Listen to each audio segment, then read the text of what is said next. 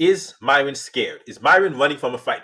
Because remember, 2 years ago, they they had Abba on. Abba came on. Abba confronted Myron face to face, and Myron was, did I say that? Oh, I can't remember. Now, at that point, I don't think Abba was threatening violence or even coming with energy that violence was imminent. I think Abba was just confronting him. But what I think Myron was scared about at that moment was, at that time, Fresh and Fit, this is 2 years ago, Fresh and Fit don't have 1 million subscribers. In fact, if I remember, Fresh and Fit didn't even have 400,000 subscribers at the time, but Abba and Preach had over 1 million. So with Myron's content strategy of getting bigger YouTubers and cozying up to bigger names to boost their numbers, that was his strategy. He doesn't want to run afoul of somebody who he feels that can help him increase his numbers. So he's not gonna. He's like, oh, I can't remember, and now he's trying to play dumb. But he's doing that for his own self-interest because he's trying to boost his channel, and that's what's his primary concern. But don't talk about integrity. Don't talk about standards and principles. And no, because clear, your only principle was I got to get on. I got to get mine. I got to get my numbers up. I'll talk shit about you when you're gone, but while you're there, I got to cozy up to you to try to get you your support and have you on my side to help me boost my numbers. But then we move on to when Abba and Preach do their video criticizing Fresh and Fit about their sugar daddy websites. They get mad. Fresh and Fit get mad. Do their live stream, and they're talking cash it. Oh, we better than you. Blah blah blah. In fact, we could fight. The people that introduced violence into this equation were Fresh and Fit. Fresh and Fit brought up a fight. They were like, and Fresh and Fit didn't expect the response they got, because that's when Preach stepped in and said, okay, yeah, I will be in the States next week, and I'll take one bitch, then the other, and we can do it like that. We can get in the ring, boom. Because he wasn't talking about street fighting. He wasn't talking about seeing them in the club. He said, okay, we can get in the ring. I'll take one of you, beat your ass. Take the next one, beat your ass. That's what Preach said. They weren't expecting that response. When they got that response, they bitched up. And I'm going to say it's bitching up because they're the ones that initiated it. If they had never talked about violence and then somebody else introduces potential for violence into the equation, I would say, okay, like, no, they're just being responsible. But they're the ones that offered the idea. And when he accepted, then it became a different story. Now, all of a sudden, it's like, oh, no. Then that's when Walter wants to go gun shopping. And listen, let's keep it real. The waiting period for buying a gun is, I had actually looked up the information. I think I even have it in one of my old videos. I think it's like 48 hours. It's between 48 and 72 hours. It's not months. The permit may be months, but the buying the gun, you don't need. It doesn't take much. Like, you go, you choose what gun you want. You pay for it. You submit the paperwork. You just don't leave with it. They submit the paperwork, and I think it's 48 or 72 hours later. This is in Florida. Then you can go pick up the gun. So them trying to claim that, oh, no, yeah, he had been trying to buy this gun for months. That's not how it works. That's not how it works.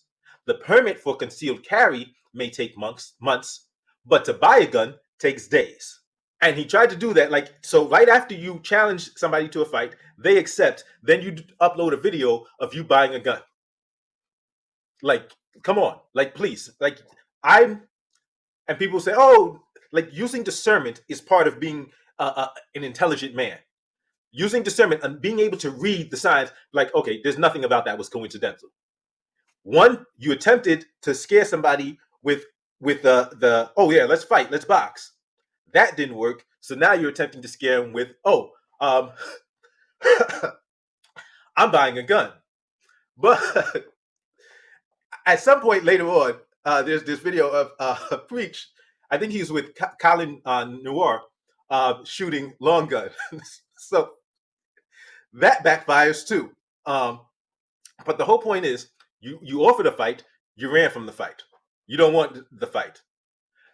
Which brings us to last week. Last Monday, you get on, last Monday or Tuesday, you get on and say, oh yeah, we could do this. Like, we can meet in person, and if it gets to fisticuffs, it gets to fist. Okay, number one, I have to believe with as much, they have over 1 million subscribers. They get super chats galore. They've got consultations and courses.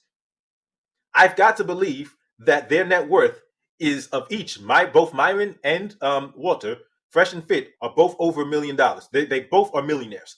I've got to assume that if you are a millionaire and you are talking about, oh yeah, we're gonna talk, and if it gets to fisticuffs, why would it get to fisticuffs? Why would a discussion with another man get to fisticuffs? Listen, if he attacks you, protect yourself. But you offering that makes it seem as if you're going to be the one to want to fight. Why? Like, do you not have self-control? And if you're worth, and so this is my message to anybody that follows Fresh and Fit. If you have any value, not even just high value, not even if you're a high value man, if you have any value, don't let words take you off your square where you're getting into fights because you have something to lose. And it's absurd that he's going there, and that this is supposed to be a man that other men are supposed to look up to. A man that's willing to put his high net worth on the line over a verbal disagreement. Because let's say he meets, Abba decides to have a conversation with him, and then it gets to fisticuffs, or any other person. Like, you realize what he's putting at risk in terms of his net worth, right? It's absurd. It's stupid. It's asinine. But if he wants to challenge Abba to get in the boxing ring, he can do that. But nonetheless, you did that. Preach accepted, and then you wanted to, oh yeah, we shouldn't have done that. Yeah, we just want to move on from this. That's what you said. Yeah, this is over. We're sorry. We just want to move on. But now you're back on it. And now you specifically said, I want Abba, not Preach. Why don't you want Preach? Because Preach wants you. Preach wants you.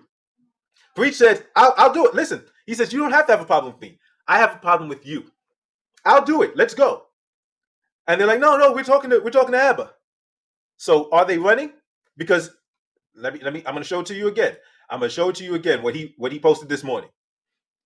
Our first video, we spent an hour debunking all of the prior allegations, running from boxing. What did you debunk? You're still running. Preached said, let's go.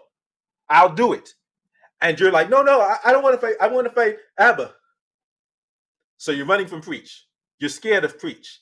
You think you could take Abba, and maybe you could, maybe you can't. I don't know. I don't know what Abba knows. I don't know what Abba's background in fighting is. I don't know. But you think you could take him, so you want to fight him, but you're afraid to fight Preach. You've debunked nothing. Thank you for checking out this clip of Escaping the Echo Chamber.